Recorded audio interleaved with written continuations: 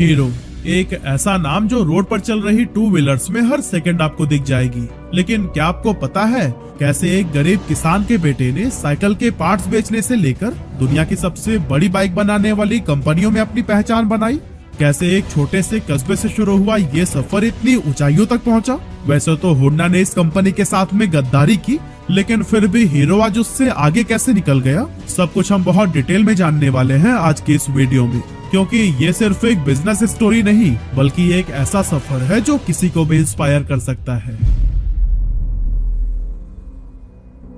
तो दोस्तों, हीरो की कहानी शुरू होती है 1 जुलाई 1923 से, जब पाकिस्तान के छोटे से शहर कमालिया में एक किसान के घर बृजमोहन लाल मुंजाल का जन्म हुआ। फाइनेंशियल कंडीशन कुछ खास अच्छी नहीं थी, इसीलिए बृजमोहन का भी पढ़ाई लिखाई में ज्यादा मन नहीं लगता था। उन्हें किताबों से ज्यादा बिजनेस में दिलचस्पी थी कि कैसे चीजें खरीदी और बेची जाती है, कैसे मुनाफा कमाया जाता है और कैसे एक छोटा काम बड़े मुकाम तक पहुंच सकता है।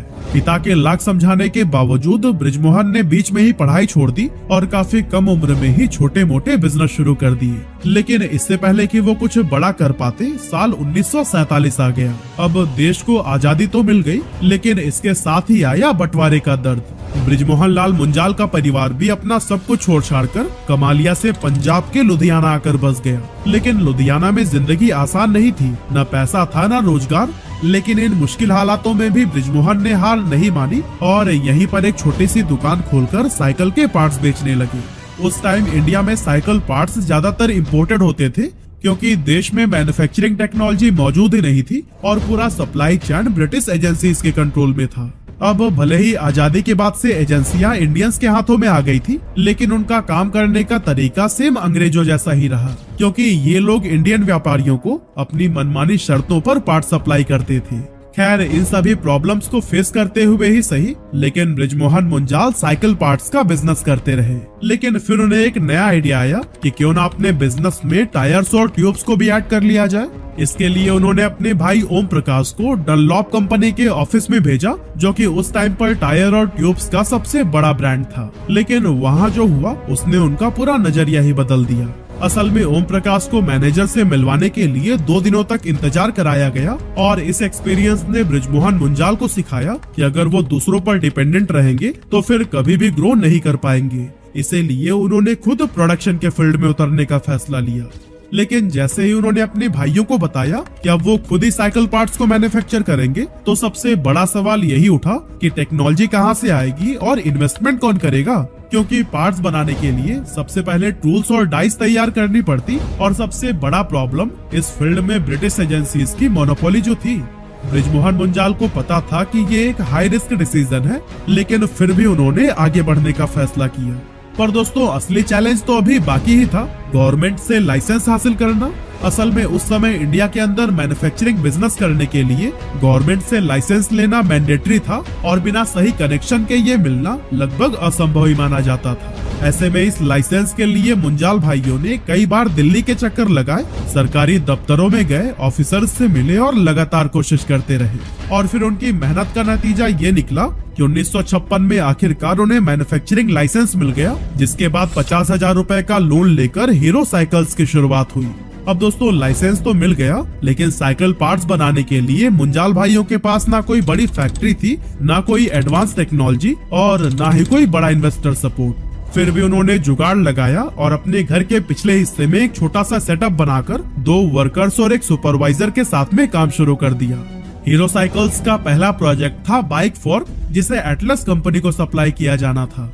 इसे बनाने के लिए मुंजाल भाई खुद कारीगरों के साथ बैठकर डिजाइन तैयार करते थे और फिर हर पार्ट को हाथ से असेंबल करने के बाद से टेस्ट किया जाता था। इस दौरान कई सारे चैलेंजेस आए, जैसे कि फॉक्स का टूटना, वेल्डिंग क्रैक होना और डिजाइन फेलियर जैसे कई सारे। लेकिन मुंजाल ब्रदर्स ने हार नहीं मानी। काफी दिनों की मेहनत और ट्रायल्स के बाद में आखिरकार एक ऐसा फॉर्क बना जो कि सभी भाइयों को पसंद आया। हालांकि जब हीरो के बनाए हुए फॉर्क मार्केट में पहुंचे तो शुरुआत में तो सब कुछ ठीक लग रहा था, लेकिन थोड़ा टाइम बीतने के बाद से एक के बाद एक शिकायतें आनी शुरू हो गई, क्योंकि कुछ फॉर्क की वेल्डिंग्स फिर से क्रैक हो गई और पाइप टूटने लगे। ये देखकर डीलर्स भड़क उठे और पूरा माल वापस भिजवा दिया। अब दोस्तों, यहाँ हीरो साइकिल्स के सामने 2 बड़े चैलेंजेस थे। पहला, रेपुटेशन खराब होने का डर क्योंकि बिजनेस अभी अभी शुरू हुआ था और अगर मार्केट में नेगेटिव इमेज बन गई तो फिर से खड़ा होना मुश्किल होता। और दूसरा फाइनेंशियल लॉस, पहले ही सारा पैसा मशीनरी और सेटअप में लग चुका था। अब अगर पूरे पैसे वापस डीलर को लौटाने पड़े तो फिर कंपनी की जेब खाली हो सकती थी। लेकिन फिर भी मुंजाल ब्रदर्स ने बिना कोई बहाना बनाए सभी डीलर्स का पूरा पैसा वापस कर दिया। इस डिसीजन से भले ही उनकी जेब खाली हो गई थी, लेकिन हीरो ब्रांड की इज्जत बच गई। इसके बाद उन्होंने फिर से मेहनत शुरू की, डिजाइन में सुधार किया, मैन्युफैक्चरिंग प्रोसेस को इम्प्रूव किया, जिसके बाद इस बार जब नया फॉर्क मार्केट में आया तो फिर वो सुपर हिट हो गया। अब शुरुआत में कुछ साल तो सब कुछ ठीक ठाक चल रहा था, लेकिन फिर मुंजाल ब्रदर्स को एहसास हुआ कि असली सक्सेस सिर्फ साइकिल पार्ट्स बेचने में नहीं है। अगर उन्हें बड़ा ब्रांड बनना है तो उन्हें पूरी साइकिल बनानी होगी, वो भी ऐसे साइकिल जो आम आदमी के लिए अफोर्डेबल तो हो ही, साथ ही सस्ती, मजबूत और टिकाऊ भी हो। अब दोस्तों, कंपनी मैक्सिमम साइकिल पार्ट्स को खुद ही बना रही थी, ऐसे में कॉस्ट कटिंग को वो काफी हद तक मैनेज कर सकती थी। लेकिन एक जगह आकर उनका पहिया रुक जाता था, जो था साइकिल का हैंडल। असल में उस टाइम मार्केट में सिर्फ एक ही हैंडल सप्लायर था और उसे अच्छी तरह से पता था कि उसके बिना कोई भी साइकिल पूरी नहीं हो सकती। इसीलिए उसने अपनी मोनोपोली का फायदा उठाते हुए प्राइस बहुत ज्यादा हाई कर दी। ऐसे में मुंजाल भाइयों के पास दो ऑप्शंस थे, या तो वो ज्यादा रेट्स पर वही हैंडल खरीदें जिससे कि साइकिल की कीमत भले ही बढ़ जाती पर ये एक सेफ ऑप्शन था, या फिर खुद की मैन्युफैक्चरिंग करें जिसमें पूरी तरह से फेल होने का भी रिस्क था। लेकिन फिर भी मुंजाल भाइयों ने दूसरा ऑप्शन ही चुना। उन्होंने तय किया कि दूसरों पर डिपेंडेंसी खत्म करने के लिए वो खुद ही हैंडल बनाएंगे। इसके लिए मुंजाल भाइयों ने लोकल कारीगरों और रामगढ़िया कम्युनिटी के स्किल्ड कारीगरों की मदद ली। ये लोग ट्रेंड इंजीनियर्स तो नहीं थे, लेकिन उनकी कारीगरी पूरे लुधियाना में मशहूर थी। बृजमोहन मुंजाल खुद इन कारीगरों के साथ बैठते, डिस्कस करते, प्रॉब्लम को समझते और उनके प्रैक्टिकल सॉल्यूशंस निकालते। आखिरकार कई महीनों की मेहनत के बाद वो पल आ ही गया जब हीरो ने अपनी पहली पूरी तरह से खुद की बनाई हुई साइकिल मार्केट में लॉन्च की। ये साइकिल अफोर्डेबल होने के साथ साथ इंडियन कंडीशंस के लिए बिल्कुल परफेक्ट थी। चाहे कच्ची सड़क हो या पक्की, गांव के रास्ते हो या शहर के, हर जगह ये आसानी से चल सकती थी। और ये स्टाइलिश होने के साथ साथ इतनी मजबूत भी थी कि किसानों की टोकरी और दूध बेचने वालों के बड़े बड़े कैंस का वजन भी आसानी से झेल सकती थी। यही वजह थी कि इन साइकिल्स को खूब पॉपुलैरिटी मिली और देखते ही देखते उनका ये बिजनेस इतना तेजी से बढ़ने लगा कि सिर्फ 10 सालों के अंदर ही, यानी 1966 में हीरो साइकिल्स सालाना 1 लाख से भी ज्यादा साइकिल्स बना रही थी। लेकिन ये तो बस अभी शुरुआत थी, क्योंकि अगले कुछ ही सालों में हीरो साइकिल्स ने सफलता के ऐसे झंडे गाड़े जो किसी ने भी नहीं सोचा था।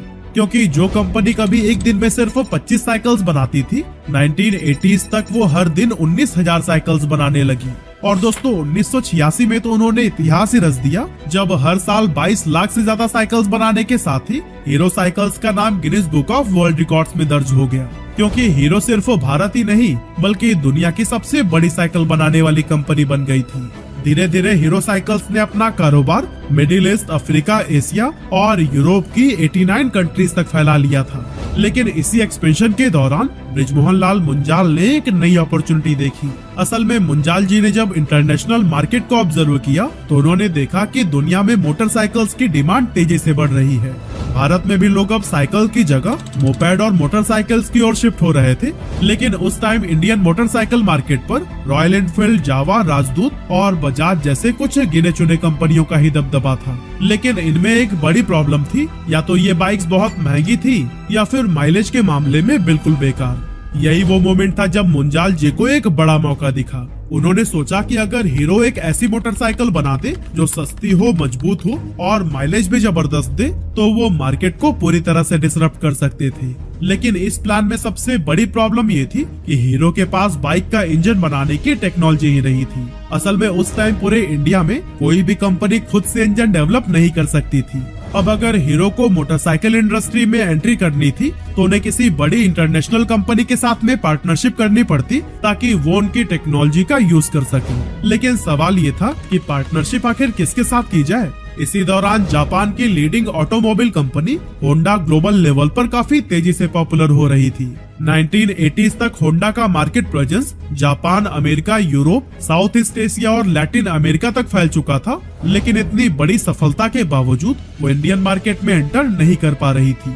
वजह थी सरकार की पॉलिसीज। असल में उस समय हमारी सरकार विदेशी कंपनीज को सीधे भारत में कारोबार करने की परमिशन नहीं देती थी। अगर किसी इंटरनेशनल ब्रांड को इंडिया में एंटर करना था तो इसके लिए पहले उसे यहाँ की किसी लोकल कंपनी के साथ में कोलैबोरेशन करना जरूरी था। ऐसे में होंडा को एक ऐसा लोकल प्लेयर चाहिए था जो कि उन्हें भारत में एंट्री दिला सके, और दूसरी तरफ हीरो भी एक ऐसे पार्टनर की तलाश में था जो कि उन्हें टेक्नोलॉजी प्रोवाइड कर सके। बृजमोहन लाल मुंजाल ने इस मौके को पहचान लिया और होंडा को एक पार्टनरशिप का प्रपोजल भेजा। होंडा के लिए एक गोल्डन अपॉर्चुनिटी थी क्योंकि वो काफी लंबे समय से इंडिया जैसी बड़ी मार्केट में एंट्री करने का रास्ता ढूंढ रहा था, और फिर इस तरह से 1984 में हीरो और होंडा की पार्टनरशिप फाइनल हुई और हीरो होंडा की नींव रखी गई। यह भारत की पहली joint venture two wheeler company बनी जिसने इंडस्ट्री का पूरा गेम बदल दिया। हीरो होंडा ने हरियाणा में अपना पहला प्लांट लगाया और 1985 में CD100 नाम की एक मोटरसाइकिल को लॉन्च किया जो कि इंडियन टू व्हीलर इंडस्ट्री के लिए गेम चेंजर साबित हुई। असल में उस टाइम तक मोटरसाइकिल्स को लग्जरी प्रोडक्ट माना जाता था जो कि सिर्फ अमीर लोग ही अफोर्ड कर सकते थे। वहीं आम इंडियन फैमिलीज के लिए बजाज चेतक जैसे स्कूटर्स ज्यादा अफोर्डेबल और रिलायबल थे, लेकिन CD100 ने इस परसेप्शन को बदलते हुए साबित किया कि एक मोटरसाइकिल भी सस्ती, ड्यूरेबल और फ्यूल एफिशिएंट हो सकती है। क्योंकि रॉयल एनफील्ड जहां 30 से 35 किलोमीटर का माइलेज देती थी, बजाज चेतक 40 से 50 किलोमीटर का, वहीं CD100 80 kmpl के जबरदस्त माइलेज के साथ मार्केट में आई। हीरो होंडा ने इसे fill it, shut it, forget it की टैगलाइन के साथ में प्रमोट किया, जिससे यह मिडिल क्लास कंज्यूमर्स के लिए परफेक्ट चॉइस बन गया। CD100 की खास बात ये थी कि बजट फ्रेंडली होने के साथ साथ इसका मेंटेनेंस भी काफी सस्ता था। साथ ही इसकी स्ट्रॉन्ग बॉडी खराब रोड्स पर भी बेहतरीन परफॉर्मेंस देती थी। CD100 की सक्सेस ने एक नया अफोर्डेबल कम्यूटर बाइक सेगमेंट को खोल दिया, और दोस्तों इस बाइक की जबरदस्त पॉपुलैरिटी को देखकर बाकी कंपनियां भी एक्टिव हो गईं। बजाज जो सिर्फ स्कूटर बनाती थी उसने मोटरसाइकिल्स बनाने शुरू कर दी। यामाहा, सुजुकी और TVS जैसे ब्रांड्स भी इंडियन मार्केट में उतर आए। 1989 में हीरो होंडा ने अपनी स्लीक मोटरसाइकिल लॉन्च की और फिर CD100 SS और CD100 डिलक्स भी आई। हालांकि 1990s में जापानीज करेंसी फ्लक्चुएशन की वजह से स्पेयर पार्ट्स काफी महंगे हो गए, जिससे हीरो होंडा के लिए लो कॉस्ट बाइक बनाना थोड़ा मुश्किल हो गया। लेकिन मुंजाल भाइयों ने अपना खुद का प्रॉफिट मार्जिन कम करके सस्ती बाइक्स बेचनी जारी रखी। इसके बाद 1994 में हीरो होंडा ने स्प्लेंडर लॉन्च की जो कि भारत की सबसे ज्यादा बिकने वाली मोटरसाइकिल बनी। हीरो होंडा की कमाल की बाइक्स और जबरदस्त माइलेज ने इसे इंडियन मार्केट में तो नंबर 1 बना ही दिया, लेकिन 2001 आते आते हीरो होंडा दुनिया की सबसे ज्यादा टू व्हीलर्स बेचने वाली कंपनी बन गई। अब तक पिछले 2 दशकों से हीरो और होंडा की partnership Indian two wheeler market की सबसे सक्सेसफुल ज्वाइंट वेंचर थी। ये दोनों मिलकर पूरे मार्केट पर राज कर रहे थे और हीरो होंडा का हर मॉडल सुपरहिट हो रहा था। लेकिन बाहर से जितना यह रिलेशन स्मूथ दिख रहा था, अंदर से उतना ही टेंशन भरा था। असल में हीरो सिर्फ इंडिया तक सीमित न रहकर रशिया, अमेरिका और यूरोप जैसी बड़ी मार्केट में भी अपनी बाइक बेचने की प्लानिंग कर रहा था, लेकिन होंडा को ये मंजूर नहीं था, क्योंकि उसको डर था कि अगर हीरो होंडा ग्लोबल मार्केट में घुस गया तो फिर उसकी अपनी सेल्स गिर सकती है। इसीलिए होंडा ने हीरो को सिर्फ नेपाल, भूटान और बांग्लादेश जैसे छोटे मार्केट तक सीमित कर दिया। अब हीरो को ये बात बिल्कुल भी पसंद नहीं आई थी, लेकिन उसे भी पता था कि होंडा की टेक्नोलॉजी के बिना वो कुछ भी नहीं कर सकता। लेकिन फिर आया 1991 जब भारत में LPG यानी कि लिबरलाइजेशन, प्राइवेटाइजेशन और ग्लोबलाइजेशन पॉलिसीज लागू हुई। विदेशी कंपनियों के लिए इंडियन मार्केट में एंट्री लेना आसान हो गया। अब किसी भी इंटरनेशनल ब्रांड को इंडिया में बिजनेस करने के लिए लोकल कंपनी के साथ में पार्टनरशिप करने की जरूरत नहीं थी। इस मौके का फायदा उठाकर कई विदेशी कंपनियां इंडिया में आई और होंडा ने भी इस अपॉर्चुनिटी को बुनाने का फैसला कर लिया, जिसके बाद उन्होंने Honda motorcycle and scooter India नाम से अपनी खुद की कंपनी लॉन्च कर दी। हालांकि कोलैबोरेशन के टाइम पर दोनों कंपनीज ने NOC साइन किया था कि वो एक दूसरे के कंपटीशन में बाइक लॉन्च नहीं करेंगे, लेकिन होंडा ने इस एग्रीमेंट के खिलाफ जाकर उसी सेगमेंट में ही बाइक लॉन्च करनी शुरू कर दी जिसमें पहले से ही हीरो होंडा मौजूद था। ऐसे में इस मार्केट पर होंडा का फुल कंट्रोल हो गया और इस पूरे सिनारियो में जो सबसे ज्यादा पीछे छूट गया था वो था हीरो। अब हीरो को समझ आ गया था कि अगर उसे मार्केट में बने रहना है तो अपनी खुद की R&D डेवलप करनी होगी और मेड इन इंडिया इंजन बनाना होगा। उसने इस काम के लिए इंटरनेशनल ऑटोमोटिव एक्सपर्ट्स को हायर किया और हीरो होंडा से जितना भी प्रॉफिट आता था उसको वो इंजन टेक्नोलॉजी के डेवलपमेंट में लगाने लगा। लेकिन जब होंडा को इस बात की खबर लगी तो फिर वो इससे काफी नाखुश दिखाई दिया, जिससे कि हीरो और होंडा के रिश्ते पहले से भी ज्यादा खराब हो गए। यही वजह थी कि कई सालों तक चले इस कॉन्फ्लिक्ट के बाद से 2011 में 26 साल पुरानी पार्टनरशिप को ऑफिशियली खत्म कर दिया गया। इस ब्रेकअप का एक और अहम रीजन ये भी था कि हीरो होंडा को 2479 करोड़ रुपए लाइसेंस और एक्सपोर्ट फी के रूप में दे रहा था, जो कि हीरो कंपनी की 2010-11 के रेवेन्यू का 14% था। ऐसे में होंडा तो कई तरह से प्रॉफिट कमा ले रहा था, लेकिन हीरो के हाथ में बहुत कम प्रॉफिट मार्जिन आता था। उस समय हीरो होंडा में इन दोनों ही कंपनीज के 26% शेयर थे, लेकिन होंडा ने अपने 26% शेयर को बेचने का फैसला किया, जिसे बृजमोहन मुंजाल ने $1 बिलियन में खरीद लिया और इस तरह से hero Honda officially hero MotoCorp बन गया। हीरो मोटोकॉर्प के बनने के बाद से कंपनी ने अपनी खुद की टेक्नोलॉजी डेवलप करने पर फोकस किया। जयपुर में एक एडवांस R&D सेंटर बनाया गया। ग्लोबल ऑटोमोटिव एक्सपर्ट्स की एक स्ट्रॉन्ग टीम हायर की गई, जिससे कि हीरो अपने खुद के इंजन बनाने लगा। 14 जुलाई 2016 को हीरो ने पहली बार अपनी खुद की टेक्नोलॉजी पर बनी बाइक स्प्लेंडर आई स्मार्ट लॉन्च की, जिसमें चेसिस से लेकर इंजन तक हर पार्ट हीरो ने खुद बनाया था। और दोस्तों, ये कंपनी के लिए एक बहुत बड़ा माइलस्टोन था, क्योंकि इसके बाद हीरो ने सिर्फ इंडियन मार्केट तक सीमित रहने की बजाय इंटरनेशनल एक्सपेंशन करना शुरू कर दिया और लैटिन अमेरिका, अफ्रीका और वेस्ट एशिया में भी अपनी बाइक एक्सपोर्ट करने लगा। और तो और 2016 में ही हीरो ने ईवी मार्केट में भी एंटर करने की प्लानिंग शुरू कर दी थी। हालांकि उस समय इलेक्ट्रिक व्हीकल्स का हाइप उतना ज्यादा नहीं था, लेकिन हीरो को समझ आ गया था कि भविष्य इलेक्ट्रिक का ही है।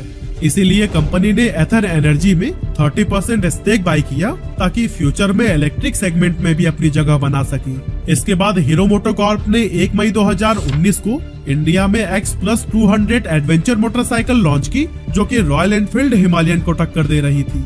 ये बाइक उन लोगों के लिए थी जो पक्की सड़क से ज्यादा ऑफ रोड पर बाइक चलाने का शौक रखते थे। ये बाइक कंपनी के लिए एक बड़ी सक्सेस साबित हुई, क्योंकि शहर से लेकर गांव तक हर जगह इसकी खूब डिमांड रही। साथ ही हीरो ने X+200T टूरिंग मोटरसाइकिल भी लॉन्च की, जो कि लॉन्ग ट्रिप्स के लिए डिजाइन की गई थी। इसके अलावा कंपनी ने मेस्ट्रो स्कूटर को भी इंट्रोड्यूस किया, जो कि होंडा एक्टिवा को भारी टक्कर देता है। 2021 में हीरो ने अपना ईवी ब्रांड विडा को इंट्रोड्यूस किया और अनाउंस किया कि कंपनी इलेक्ट्रिक स्कूटर और बाइक सेगमेंट में बड़ा इन्वेस्टमेंट करेगी। उसी साल हीरो ने ताइवान की कंपनी गोगोरो के साथ में पार्टनरशिप की, जिससे बैटरी स्वैपिंग टेक्नोलॉजी पर काम किया जा सके। और इसी के साथ 2022 में हीरो ने अपना पहला इलेक्ट्रिक स्कूटर विडा V1 लॉन्च किया, जो कि ओला इलेक्ट्रिक, एथर और बजाज चेतक इलेक्ट्रिक जैसे कॉम्पिटिटर्स को सीधा चैलेंज देता है। विडा के थ्रू हीरो ने साबित कर दिया कि वो सिर्फ पेट्रोल बाइक तक सीमित नहीं है, बल्कि ईवी सेगमेंट में भी लीडरशिप लेने के लिए तैयार है। अब अगर बात करें 2024 की, तो होंडा ने जहां 58 लाख टू व्हीलर्स बेचे थे, वहीं हीरो ने 59 लाख यूनिट्स बेचकर अपने राइवल से लगभग 1 लाख व्हीकल्स आगे रही। आज हीरो मोटोकॉर्प दुनिया की लार्जेस्ट मोटरसाइकिल और स्कूटर्स मैन्युफैक्चरर है, जो कि 48 देशों में अपनी प्रेजेंस एस्टेब्लिश कर चुकी है। हीरो के पास इंडिया में अराउंड 30% मार्केट शेयर है, जबकि होंडा 23.4% शेयर होल्ड करता है। अब दोस्तों, लास्ट में बस मुझे यही कहना है कि होंडा ने सोचा था कि हीरो उसके बिना कहीं नहीं टिक पाएगा, लेकिन हीरो तो असली हीरो निकला। वैसे आपके पास कौन सी बाइक है, हमें कमेंट करके जरूर बताइएगा।